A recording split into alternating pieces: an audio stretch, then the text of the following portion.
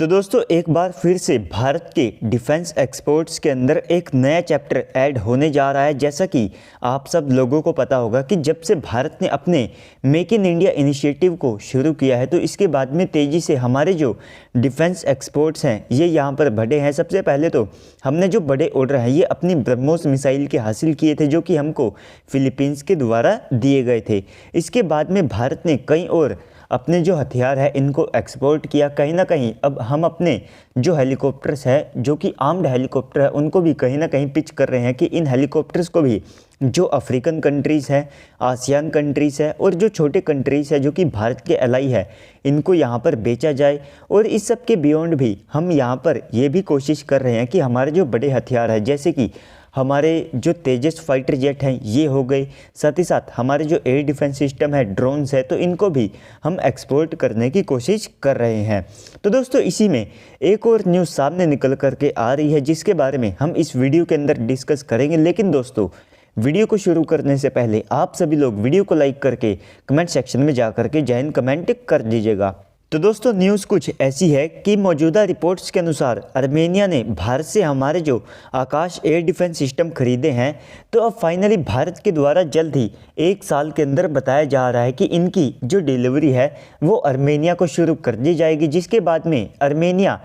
भारत के बाद में दूसरा ऐसा कंट्री होगा जो कि आकाश एयर डिफेंस सिस्टम को इस्तेमाल कर रहा होगा। और ये कहीं ना कहीं एक्सपोर्ट मार्केट के अंदर भारत का पहला कस्टमर भी है जिसने हमारे इस एयर डिफेंस सिस्टम को बाय किया है। इसी के साथ में और यही जो रिपोर्ट्स हैं ये भी सजेस्ट करती है कि आर्मेनिया ने भारत से जो आकाश एयर डिफेंस सिस्टम खरीदा है तो इसमें इन्होंने इसके सबसे एडवांस वेरिएंट यानी कि आकाश S1 एयर डिफेंस सिस्टम को खरीदा है जिसकी जो रेंज है वो लगभग 30 किलोमीटर से लेकर के 35 किलोमीटर के आसपास की हो सकती है। लेकिन दोस्तों ये जो एयर डिफेंस सिस्टम है तो डेफिनेटली शॉर्ट रेंज के अंदर ये आर्मेनिया को एक बड़ा एज प्रोवाइड कराने वाले हैं, क्योंकि शॉर्ट रेंज के अंदर इन एयर डिफेंस सिस्टम की जो कैपेबिलिटीज़ है इनको भारत पहले से इवेल्युएट कर चुका है, जहाँ पर इन्होंने भारत को काफ़ी ज़्यादा पॉजिटिव रिजल्ट दिए हैं और इनका जो रिएक्शन टाइम है वो भी यहाँ पर काफ़ी ज़्यादा कम है। तो अगर आप आकाश एयर डिफेंस सिस्टम की बात करते हैं तो जो बेसलाइन वेरिएंट है वो हेलीकॉप्टर, ड्रोन्स, फाइटर जेट और साथ में जो मिसाइलें हैं इनको इंटरसेप्ट करते हुए मार गिरा सकता है। लेकिन दोस्तों अब यहाँ पर आर्मेनिया ने इसके एडवांस वेरिएंट को खरीदा है तो डेफिनेटली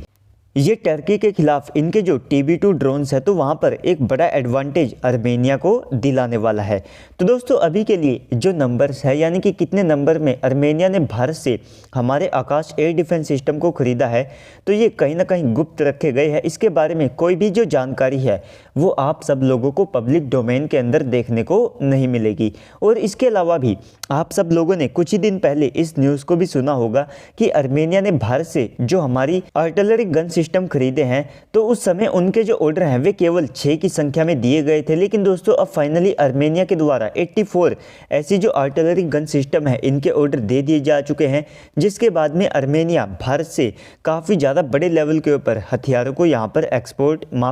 इंपोर्ट करना शुरू कर चुका है, ऐसा अब यहाँ पर कहा जा सकता है। लेकिन कहीं ना कहीं दोस्तों अब भारत को भी अगर अपने एक्सपोर्ट्स को बढ़ाना है और अपने वेपन्स को एक्सपोर्ट मार्केट के अंदर इस्टेब्लिश करना है तो हमको इनको एक छोटा सा जो लाइन ऑफ क्रेडिट है वो भी ऑफर करना चाहिए, जिससे कि ये हमारे ही दिए गए सॉफ्ट लोन के द्वारा हमारे जो वेपन्स है इनको खरीद पाएंगे और लॉन्ग टर्म में उस लोन को ये काफ़ी ज़्यादा आसानी से चुका पाएंगे। तो इस प्रकार की जो यहाँ पर अप्रोच है वो भारत को कहीं ना कहीं अपनानी चाहिए, क्योंकि जब हम मालदीव जैसे कंट्रीज़ को इतनी ज़्यादा एड दे सकते हैं तो हम क्यों ना प्रो इंडिया कंट्री यानी कि आर्मेनिया को एक छोटी सी एड दें, जिससे कि ये लाइन ऑफ क्रेडिट के तहत हमसे हमारे ही जो हथियार है उनको खरीद सके और इनकी भी जो मिलिट्री है वो टर्की और साथ में अजरबैजान जैसे जो कंट्रीज़ है इनके खिलाफ में स्ट्रॉन्ग हो। तो दोस्तों ओवरऑल इस सारी अप्रोच को लेकर के अब आप सबको क्या लगता है कमेंट सेक्शन में बताइएगा। साथ ही साथ अगर आपको वीडियो अच्छी लगी है तो वीडियो को लाइक कर दीजिएगा। अगर आप चैनल के ऊपर पहली बार आए तो प्लीज़ से चैनल को भी सब्सक्राइब कर दीजिएगा।